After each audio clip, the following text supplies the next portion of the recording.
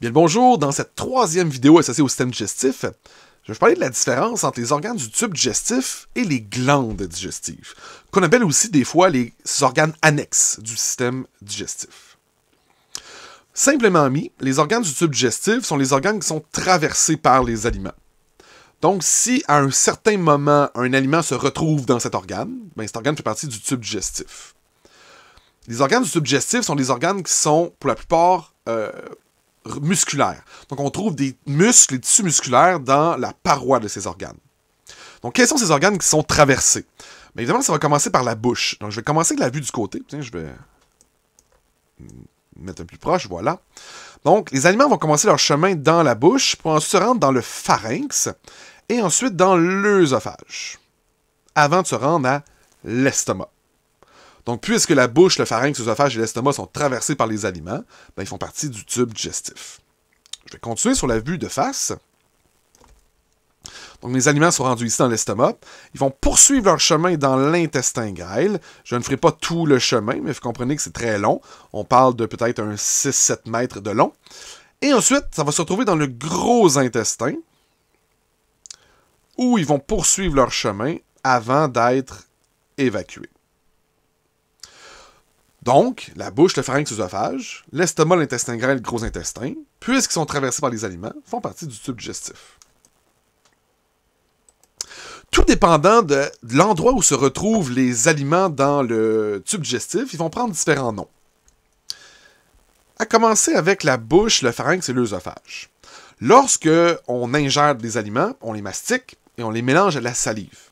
Alors, ce mélange d'aliments qui sont mastiqués et mélangés à la salive, on l'appelle ça le bol alimentaire. Alors, le bol alimentaire, c'est lui qui va être avalé.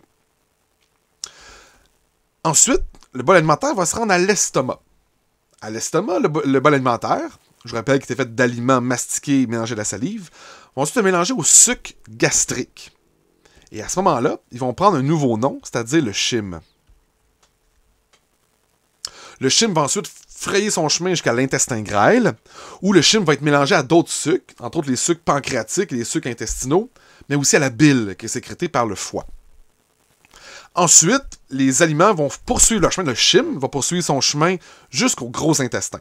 Dans le gros intestin, là, on va retrouver les substances qui sont non digestibles, les substances qui ont été non absorbées. Et à ce moment-là, ils vont prendre un nouveau nom qu'on appelle les fécès ou matière fécale. Et ensuite, ça va être évidemment évacué lors de la défécation.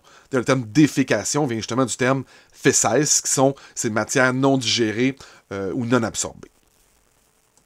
Donc, si je résume, le bol alimentaire, aliments qui sont mastiqués et mélangés à la salive, qui vont être avalés, passent leur chemin dans le pharynx, dans l'œsophage jusqu'à l'estomac. Le bol alimentaire va être mélangé au suc gastrique pour donner le chyme.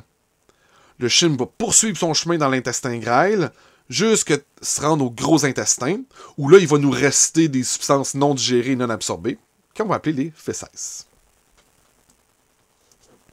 Maintenant, qu'en est-il des glandes digestives? Alors, une glande, de manière encore une fois simple, c'est un organe qui sécrète une substance. Dans la plupart des cas, ici qui vont nous intéresser, ce seront des enzymes qui s'occupent de la digestion chimique. Donc, le premier organe annexe, première glande digestive qui va être rencontrée. Attention, chacune des glandes dont je vais vous mentionner là, la nourriture ne les traverse pas. C'est pour ça qu'ils ne font pas partie du tube digestif. Donc, les glandes salivaires, par exemple, qui est le premier organe qu'on va rencontrer, ben, elles vont sécréter leur sécrétion, la salive, dans la bouche. Donc, les aliments ne vont pas traverser la glande salivaire. Les glandes salivaires vont plutôt sécréter leur salive vers le tube digestif, donc vers la bouche. Ensuite, on a les glandes gastriques. Alors, glandes gastriques, en passant gastro, ça veut dire estomac. Donc, les glandes gastriques sont les glandes qu'on retrouve dans la paroi de l'estomac, qui vont sécréter le suc gastrique, entre autres de l'acide chlorhydrique, mais également de la pepsine et de la lipase. J'y reviendrai. On a ensuite le pancréas. Alors, le pancréas, il est difficile à voir vu de face, mais si on voit vu de dos, la vue postérieure, vous voyez cet organe juste ici, en forme de tétard, ça, c'est le pancréas. Alors, le pancréas a des rôles à jouer au niveau du système digestif. Il va sécréter le suc pancréatique, qui contient différentes enzymes, mais c'est aussi lui qui est responsable de sécréter l'insuline, qui est responsable du transport du glucose vers l'intérieur des cellules. Vous avez le foie, qui est juste ici, qui est votre plus grosse glande de votre corps, qui va, entre autres, jouer le rôle de sécréter la bile. Il a beaucoup d'autres rôles à jouer, mais qui n'ont pas un lien direct avec le système digestif, donc je vais me limiter à la sécrétion de la bile. Mais sachez que le foie, c'est une usine absolument essentielle qui fait beaucoup de fonctions. Je vais aussi faire un petit zoom. On voit ici l'organe vert qui est juste ici. Je vais l'entourer. Ça, c'est la vésicule biliaire. Ce n'est pas une glande, à proprement parler, mais c'est plutôt un réservoir de bile. Donc, une fois que la bile a été produite par le foie, elle va être stockée dans la vésicule biliaire, et ensuite, la vésicule biliaire va pouvoir l'envoyer vers l'intestin grêle. Dernière glande sont les glandes intestinales.